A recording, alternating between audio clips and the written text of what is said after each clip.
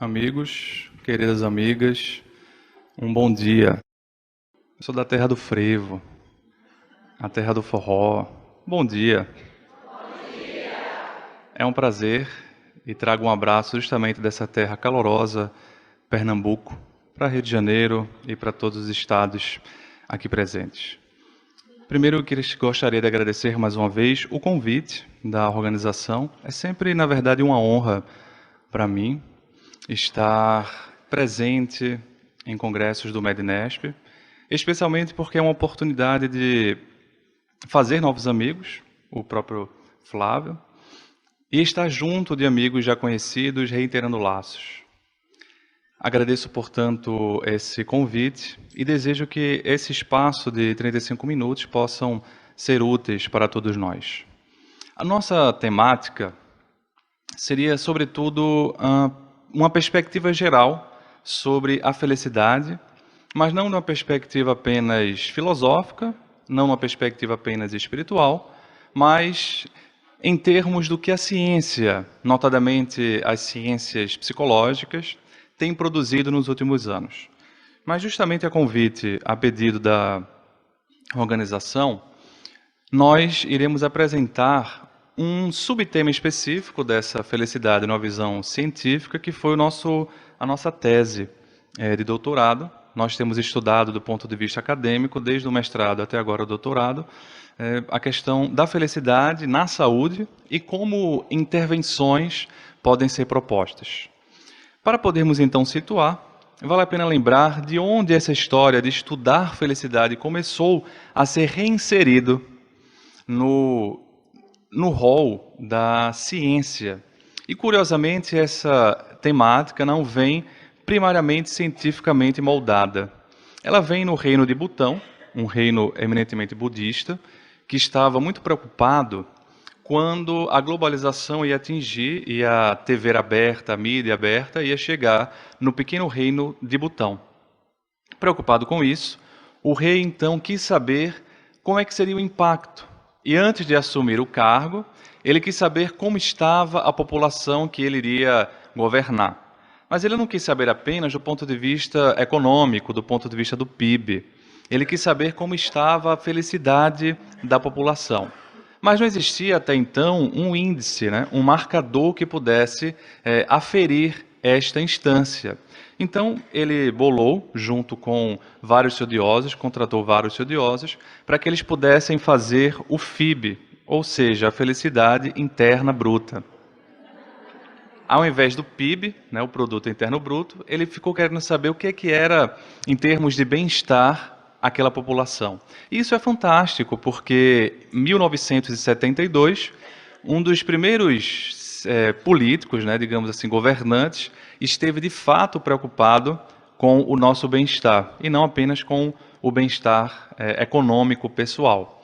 E dentro desse FIB, vários indicadores foram criados, e curioso é que esse reino de Butão, minúsculo, muito pequeno, na Ásia Central, fez gerar todo o interesse sobre essa temática felicidade.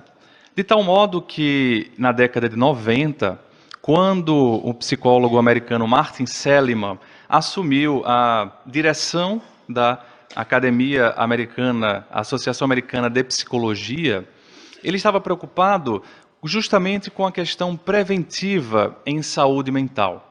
Ele queria saber o que é que nós poderíamos fazer em termos de prevenir adoecimento, porque a lógica do Seligman era muito acertada.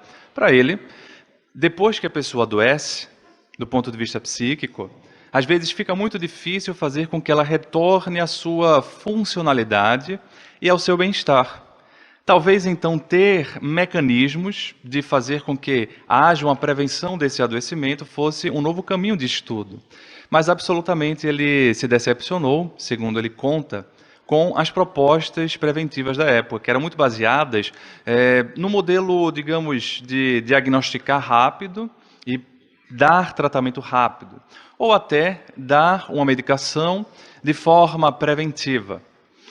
Baseado nisso, o Seligman se junta com outros psicólogos da época, um dos estudiosos europeus, e começa então a propor a chamada psicologia positiva. numa perspectiva de justamente estudar não só um indivíduo saudável, mas também estudar um indivíduo que se sente bem. Não apenas aquele que não está com uma doença, mas também aquele que se sente bem, estando ou não com um adoecimento clínico. Essa proposta, portanto, começa a ganhar uma força e o nome parece um tanto quanto diferente, porque se assumirmos que existe uma psicologia positiva, o nome nos dá talvez a impressão de que existiria uma psicologia negativa. E essa não é a proposta. Na verdade, é positiva porque estuda não as emoções chamadas negativas, que é uma classificação da neurociência. A neurociência tem maneiras de classificar as emoções, e uma delas seria emoções negativas e outra emoções positivas. Mas como negativo e positivo às vezes traz várias interpretações, a própria neurociência tem classificado as emoções de acordo com o comportamento associado. Então, seria emoções que causam um afastamento e emoções que causam uma aproximação. A maior parte das emoções negativas causam algum afastamento, algum retraimento, e a maior parte das emoções positivas causam uma aproximação. Então, positiva nesse aspecto. Então, um outro ponto também que o Seligman defende é porque ele está interessado em estudar também, digamos assim, as virtudes, as qualidades, aquilo que torna a pessoa mais resiliente do ponto de vista de se deter nesse ponto, nessa característica, e conseguir sair de uma situação mais difícil.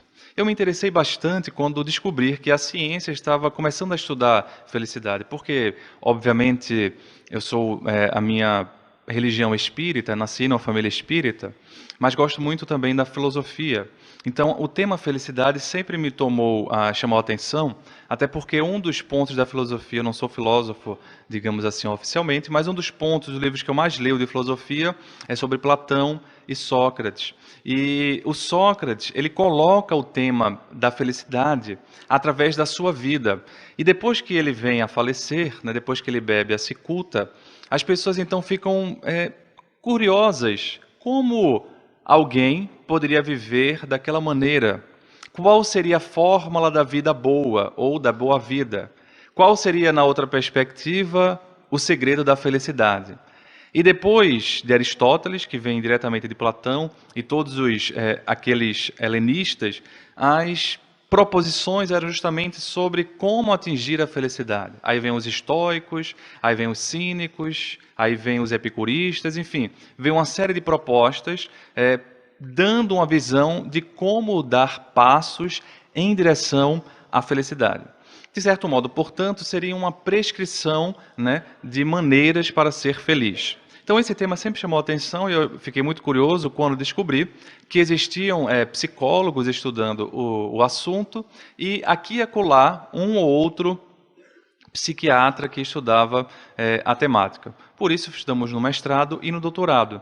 E no doutorado, a nossa tese basicamente foi propor uma intervenção preventiva em estudantes de medicina, né, os nossos alunos lá da Federal, que são conhecidamente um grupo de risco para adoecimento psíquico.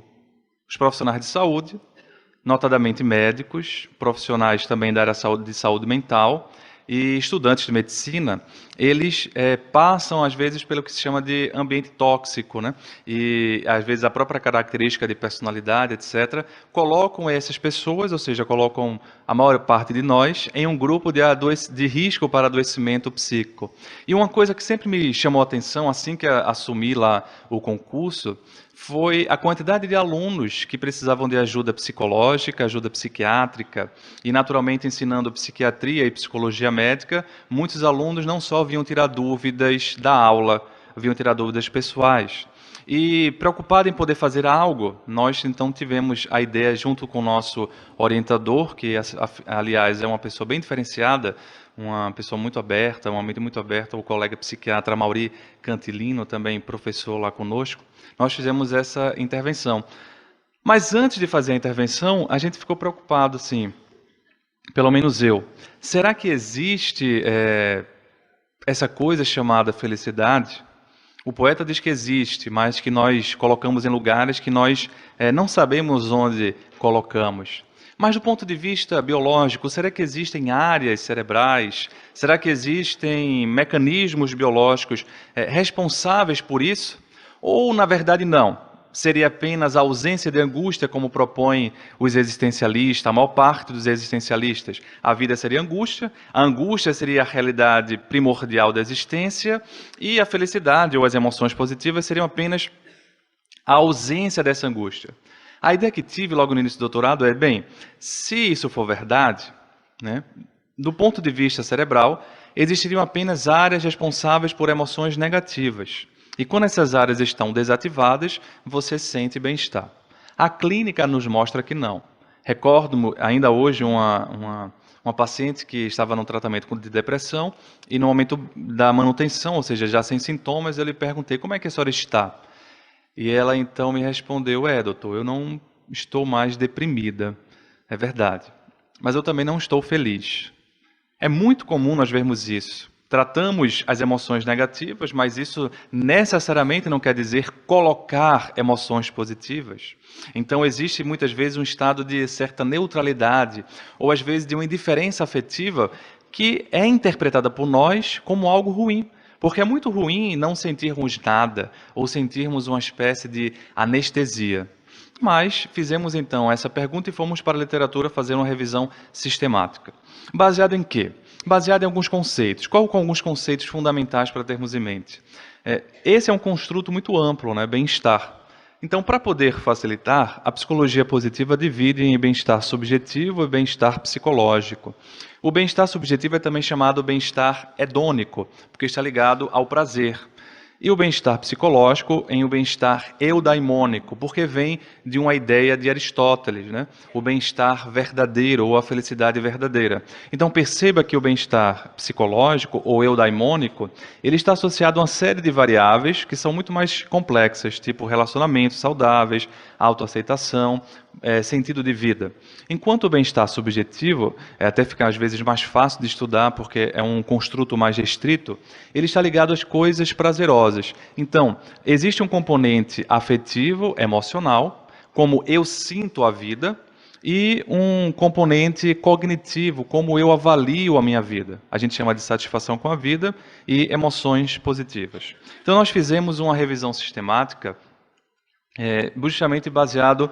Existem correlatos neurais das emoções positivas e a Revista Brasileira de Psiquiatria, que não costuma publicar, na verdade o psiquiatra não costuma muito estudar bem-estar, né?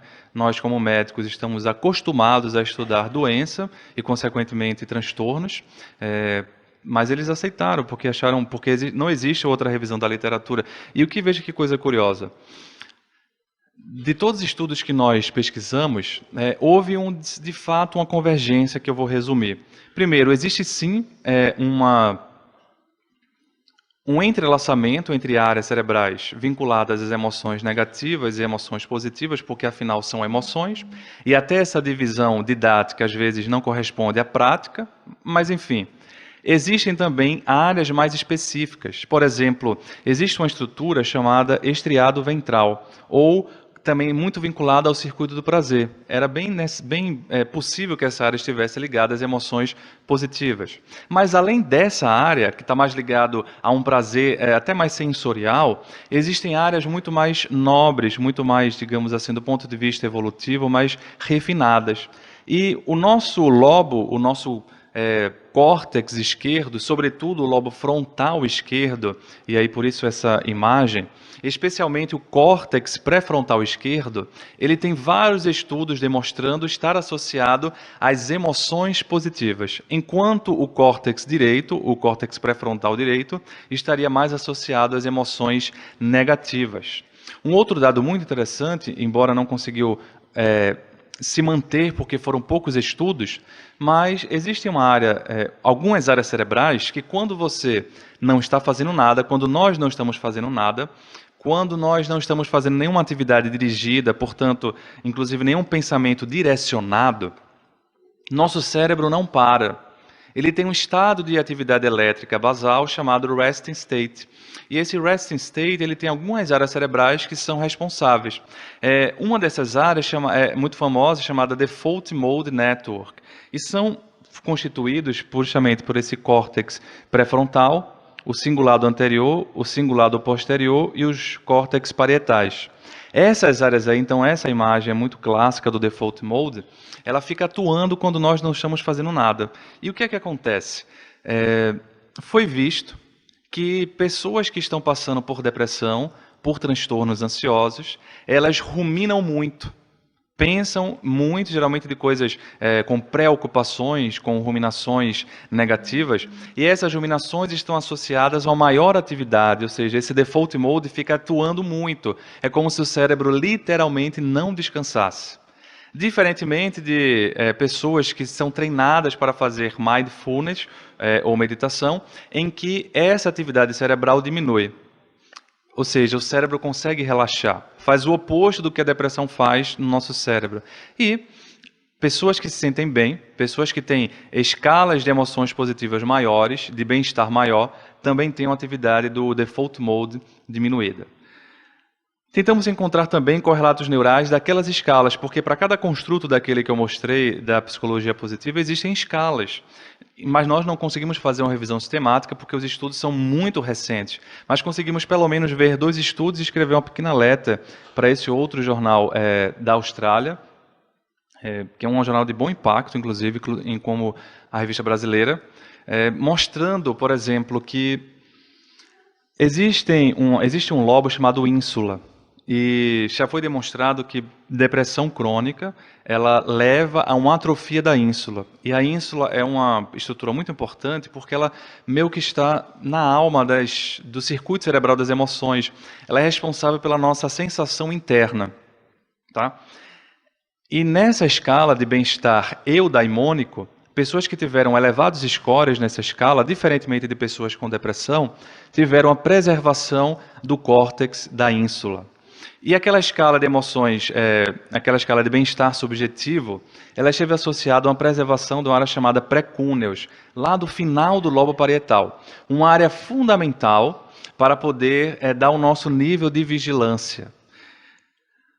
Nosso doutorado, porém, foi um estudo preventivo. E existe muita pouca coisa sobre prevenção em psiquiatria. Então, por isso que a gente fez um outro artigo sobre prevenção em psiquiatria, prevenção primária, e também a Associação Brasileira publicou na outra revista dela.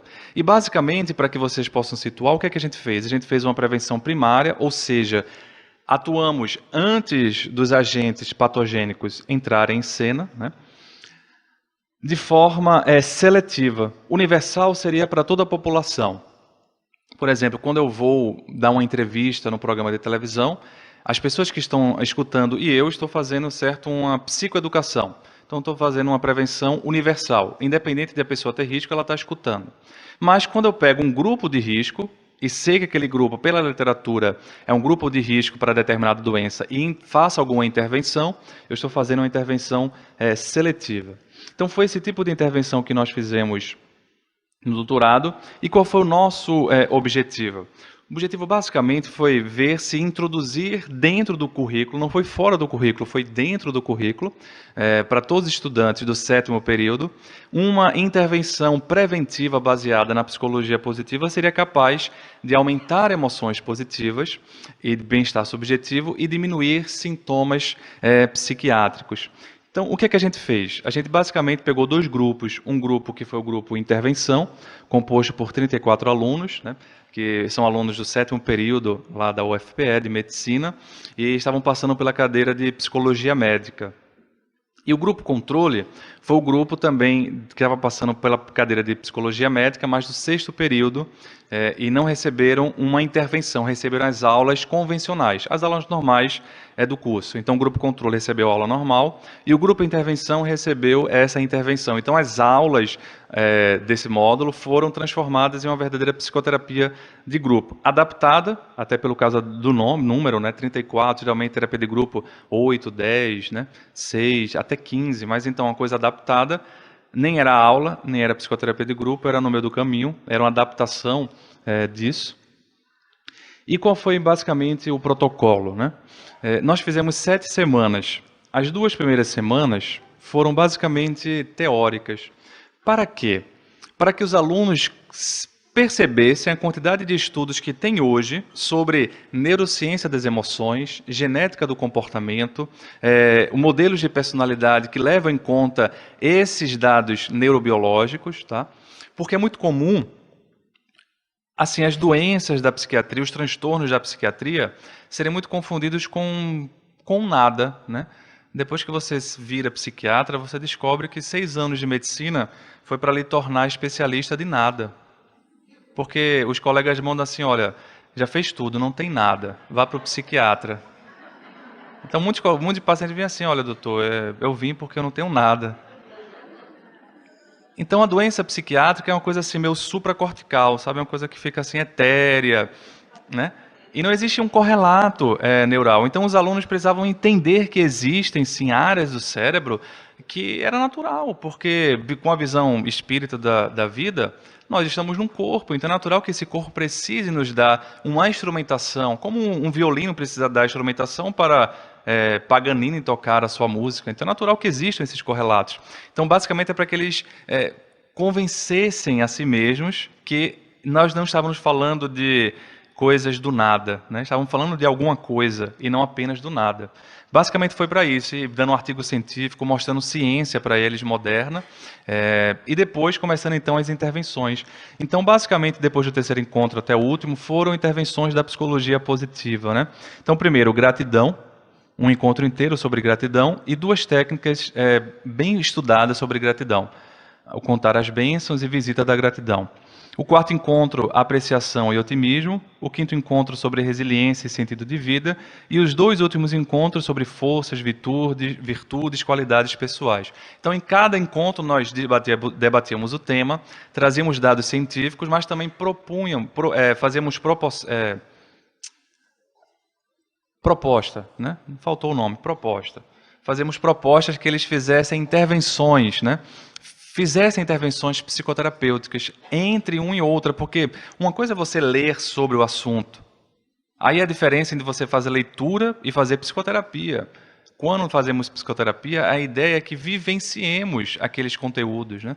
E que eles pudessem então fazer essas propostas. E veja que coisa curiosa. Eu confesso que, apesar de achar isso tudo muito bonito, achar isso tudo muito teoricamente correto e fazendo sentido, eu estava um tanto quanto cético. Foi preciso que o meu orientador me estimulasse, olha, vai valer a pena, vai dar certo.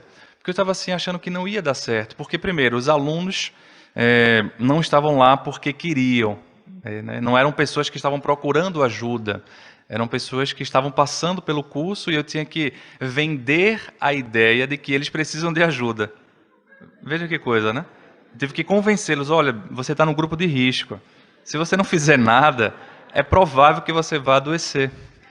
Então, e como nós, médicos, temos um certo narcisismo invulnerável, né, de invulnerabilidade, todo mundo adoece, menos nós. E às vezes esse narcisismo de vulnerabilidade é também visto pela sociedade, sabe? Mas fulano adoeceu? Por que não? Ele é médico. Então, achava que não ia dar certo. E eu fiquei extremamente surpreso com o resultado, porque basicamente foi isso. Depois de 7 semanas, a escala de emoções positivas no grupo intervenção, como vocês podem ver, isso aqui é antes e depois, teve um aumento. A escala de satisfação com a vida no grupo de intervenção teve um aumento. E veja que curioso, a escala de emoções negativas não teve uma diferença. Houve uma pequena diminuição, mas não foi estatisticamente significativa. Esses aqui foram resultados estatisticamente significativos. E veja que curioso, tanto numa análise que a gente fala intergrupo, que é antes e depois, ou seja, você faz uma série de escalas antes de começar a intervenção e depois de começar a intervenção. E você faz uma análise intergrupo antes e depois, para ver se houve diferença estatística no grupo. E houve diferença estatística no grupo. Mas também houve diferença estatística intergrupo, e é por isso que serve o grupo controle. Você faz o grupo controle para saber se essa diferença estatística é realmente assim, tem uma significância prática, se é maior do que um placebo, por exemplo. E de fato foi. Então houve uma significância estatística intragrupo e intergrupo. Mas veja que curioso, aumentar emoções positivas, aumentar a satisfação com a vida, não diminuiu emoções negativas. Mas apesar de não diminuir emoções negativas, as escalas que nós utilizamos, ou seja, a escala que a gente utilizou para medir sintomas psiquiátricos diminuiu. Então você perceba aqui o grupo de intervenção antes e depois. Veja como diminuiu, né, o sintoma. É uma escala que vai de 0 a 20, é uma escala chamada SRQ-20, uma escala que foi proposta pela OMS para ser de triagem, para ser de rastreio para transtornos mentais comuns, depressão, ansiedade e somatização. Então não dá diagnóstico, nenhuma escala dá diagnóstico, mas dá possibilidade. E acima de 8, né, quando você tem um score, alguns colocam acima de 5, mas a maior parte coloca acima de 8. De 8 para cima, existe uma grande possibilidade de a pessoa ter algum desses transtornos, depressão, ansiedade ou somatizações. Então, apesar de não diminuir, eu acho esse o grande fascínio desse estudo, porque não diminui emoções negativas, mas apesar disso, só o fato de você aumentar emoções positivas diminui os sintomas psiquiátricos. Fantástico, porque ter algum adoecimento psiquiátrico não é apenas ter um somatório frio de emoções negativas. Da mesma forma, propor tratamentos não pode ou não deve ser apenas bloquear as emoções negativas, mas também estimular emoções positivas. O que a psicologia positiva diz, e que eu, depois de estar muito cético, acreditei e comprovei pelo estudo, é assim: não importa só você diminuir sintomas negativos, emoções negativas, mas você aumentar emoções positivas, isso tem um certo efeito tamponador. É como se no popular fosse assim: eu não estou tão bem, mas pelo menos eu estou tão feliz. Isso acontece com todo mundo. Eu me lembro, por exemplo, quando a minha filha nasceu. E já faz uns 3 anos e 2 meses. Eu estava lá, no parto, né? E fiquei extremamente nervoso, né? Não deu para ser parto vaginal, foi cesárea. Mas eu sabia, eu já participei de cesárea, nunca fiz, né? Mas participei como estudante, fiz partos vaginais, enfim. Mas a abertura que o colega fez no útero de minha esposa foi tão pequeno que eu fiquei assim com vontade de pegar o bisturi e abrir mais. Porque o bebê não saía, entendeu? E eu fiquei, abre logo, né? Já que vai cortar, corta logo. A ansiedade. E eu fiquei pensando, tá vendo? Se eu fosse médico fazendo parto da minha esposa, ia dar maior problema. Não dá para ser médico da própria esposa fazendo parto da filha. Então, apesar de estar extremamente com a expectativa positiva, eu estava muito ansioso, com medo. E eu só me dei conta agora, né? Quando eu estou contando para vocês. Ou seja, tempos depois é que eu me dou conta que eu estava muito ansioso. Mas o que ficou no meu registro mental foi a felicidade de ver aquela criança. Os primeiros meses muito difíceis, né, de adaptação, mas o que fica na cabeça do pai e da mãe são as coisas boas. Por isso que nos dá até coragem de ter outro filho, ver. Porque se eu ficasse só lembrado das noites que eu não dormi, né, eu não ia ter outro. Mas agora vai nascer outro em agosto. Emoções positivas nos dão a possibilidade de fazer a vida valer a pena, apesar de nos sentirmos tristes, angustiados, ansiosos. E acho isso uma proposta fantástica. E veja que não foram exercícios terapêuticos extraordinários. Foi basicamente, por exemplo, pedir para que eles escrevessem uma carta. Escreve uma carta para alguém que você tenha muita gratidão, mas que até hoje você não agradeceu. Mas não pode ser mandado por WhatsApp. Manda um WhatsApp dizendo apenas que quer encontrar essa pessoa. Mas marca um encontro. E aí já também vem outro... não é um encontro romântico, não é para conquistar a pessoa. Né? E é bom que inclusive não tenha essa questão romântica. Para que seja de fato uma coisa genuína, né? Não com outras intenções. E vai para lá, né? Faz esse encontro e lê a carta, olhando nos olhos, sentindo a emoção, sentindo o benefício que a gratidão pode trazer para a tua vida. Outra proposta simples, contar as bênçãos. Todos os dias, quando você for dormir, ou de manhã, qualquer horário, você escreve num papel 3 coisas boas que aconteceram no teu dia de hoje, durante 15 dias. Ah, professor, isso não aconteceu nada de bom. Essa é a proposta da técnica. Não espere acontecer coisas extraordinárias, mas isso é para que você se torne um garimpeiro de coisas boas, para que você se torne, de certo modo, um buscador de acontecimentos positivos. Eu vi uma estudante, então, dizendo assim: professor, veja que coisa curiosa, eu sempre sonhei em fazer medicina, sempre quis estar aqui na Federal, mas eu estava me esquecendo disso, porque é tão estressante o curso, e depois dessas 2 semanas eu comecei a me dar conta como é bom estar aqui no campus, né? Como é bom estar vivenciando isso. Então, são coisas simples que nós, se acreditamos na visão cristã, na visão espírita, sabemos há muito tempo. Mas estamos, de certo modo, esquecendo que um foco também da nossa ação terapêutica enquanto médicos, que tem uma visão espiritista, ou que tem uma visão cristã, ou que tem uma visão espiritual da vida, não é travar uma nova batalha apenas com a ciência, numa guerra de forças, mas é também ver o que nós temos em comum. E absolutamente nesse estudo de doutorado, eu não falei de religião, não falei de espiritismo, porque não foi necessário. Eu falei de gratidão, falei de otimismo, falei de resiliência, falei de apreciar o momento. Essa talvez seja uma outra possibilidade de podermos fazer intervenções e podermos assim unir esforços. E uma coisa curiosa é que esses artigos têm sido publicados por revistas de psiquiatria, que absolutamente não estão acostumadas a publicar estudos sobre psicologia positiva, sobre emoções positivas. E uma coisa curiosa é que isso chamou tanto a atenção dos colegas do departamento, porque eu lembro, quando eu propus ao meu orientador estudar felicidade, ele foi um dos únicos que falou: poxa, que coisa legal, Léo, né? Porque é uma mente aberta, uma figura extraordinária. Mas quase todos os outros falaram assim: mas você é psiquiatra mesmo? E alguém me disse assim: olha, lembro da minha banca de mestrado, né? Um deles falou assim: olha, a gente tem que ver qual é o papel do psiquiatra. O papel do psiquiatra não é estudar a felicidade. E aí eu respondi para ele assim: olha, mas estamos esquecendo da prevenção. O médico também não tem um papel preventivo, ou pelo menos deveria ter, embora nós esquecemos disso.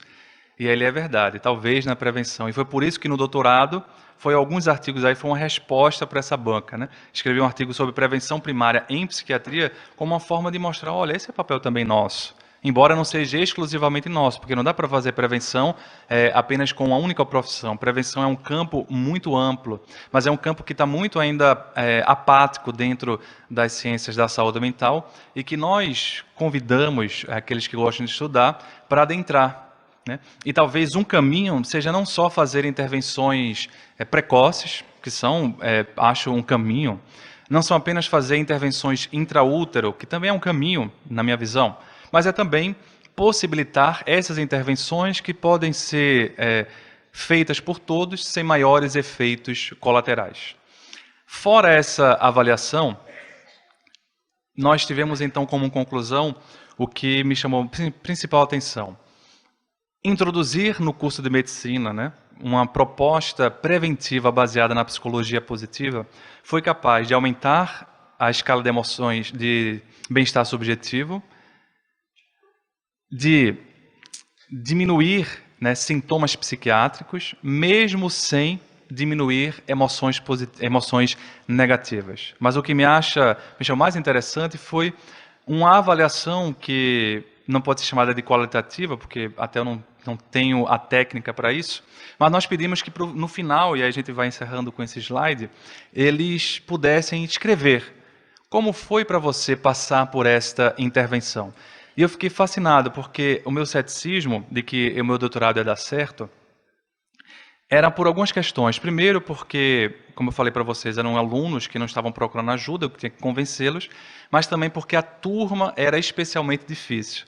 Uma aluna de PIBIC falou assim, de outra turma, né? Mas professor, você vai fazer o seu doutorado justamente com essa turma? Eu não sabia, já estava tudo feito, ia começar no outro mês, assim. Eu perguntei por quê. Meu doutor, é a turma mais difícil do curso. E, de fato, muito transtorno de personalidade, né? Muita postura desafiadora, mas uma dessas posturas desafiadoras escreveu isso. Foi bastante enriquecedor, tanto profissionalmente quanto pessoalmente. Acredito que atividades, abordagens como essas deveriam ser mais presentes e frequentes desde o início da graduação. a forma com que passamos a entender e a sentir o mundo em seus pequenos detalhes com as atividades foi muito satisfatória. Uma frase que sempre vi, que agora entendo melhor, seria: o verdadeiro sentido do encontro está na busca. E é preciso buscar muito para se encontrar o que está perto. Essa frase resume o que a disciplina nos proporcionou. Encontrar algo que, por mais simples que seja no presente e presente no cotidiano, não dávamos tanto sentido. Olha só. No final do semestre, eles juntaram e fizeram uma pequena homenagem para mim e para o colega Mauri, o professor Mauri, meu orientador e colega de disciplina, fazendo uma pequena festa e uma pequena confraternização. E me chamou a atenção a fala de um dos alunos. Falou assim: professor, essa é a primeira vez que a minha turma está se juntando no curso de medicina para confraternizar alguma coisa, em 3 anos e 6 meses. Extremamente competitiva, extremamente inimiga entre si, polos, estavam ali se juntando. Então, mesmo que as escalas não dessem resultado, pessoalmente já estava sendo muito satisfatório, porque tem fenômenos, né, que a gente sabe que existe, mas é que é difícil você medir pelos parâmetros da nossa ciência, pelos métodos científicos da atualidade. Nesta perspectiva, nós, então, logo depois, criamos lá na Federal um grupo de extensão chamado Programa Galdino Loreto, em homenagem a um professor de psiquiatria, um ex-titular de lá, extraordinário, uma figura notável, que na sua época, 1958 por aí, mais ou menos durante 20 a 30 anos, ele fez esse trabalho de atender estudantes. E quando veio a falecer, teve um patamar muito positivo, e eu tive o prazer de conhecer a família dele. Ele já é desencarnado, já faleceu, e conheci uma filha dele, que inclusive é psiquiatra e mora aqui no Rio. E depois eu descobri que ela também era espírita. As filhas acabaram conhecendo.